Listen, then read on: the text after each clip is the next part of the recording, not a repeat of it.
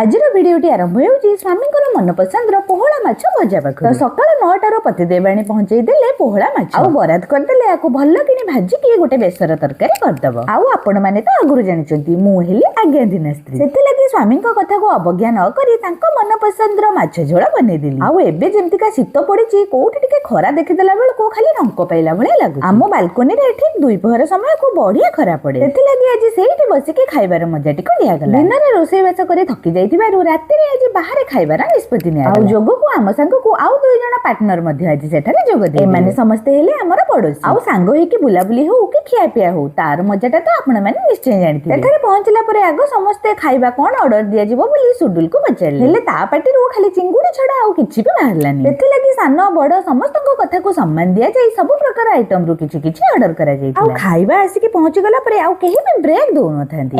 ମୋ ଉପରେ ଗୋଟେ କଣ କ୍ୟାମେରା ଆଣିକି ଫୋକସ କରିଦଉଛ ମ? ଏଇ ଭିଡିଓ ଚକ୍କରରେ ଶାନ୍ତିରେ ଟିକେ ବଡ ଆଣ୍ଟେ କରିକି ଖାଇ ହଉ। ଆମ ସମସ୍ତଙ୍କର ଗୋଟେ ଗୋଟେ ପ୍ଲେଟ ଦେଖି ସୁଡୁଲ ବି ଏଇଠି ତା ନିଜ ପ୍ଲେଟରେ ଗୋଟେ ରୁଟି ଆଉ ତରକାରୀ ଆଣିକି ଖାଇଲା। ଆଉ ଖାଲି ଏଠି ନୁହେଁ, ଘରେ ବି ଏଥର ମ୍ୟାକ୍ସିମମ୍ ଟାଇମରେ ସୁଡୁଲ ନିଜେ ଖାଉଛି। ହେଲେ ମା ମନ କଣ ବୁଝି, ସେଥିଲାଗି ତାକୁ ଆଉ ଟିକେ ଖୁଆଇ ସାରିଲା ପରେ ଆମେ ମାନେ ଫେରି ଆସିଲୁ ଘରକୁ। ଆଉ ଆଜିର ଖାଇବା ସାଙ୍ଗକୁ ମଜାମସ୍ତି କି ସତରେ ବହୁତ ବଢିଆ ଲାଗିଲା।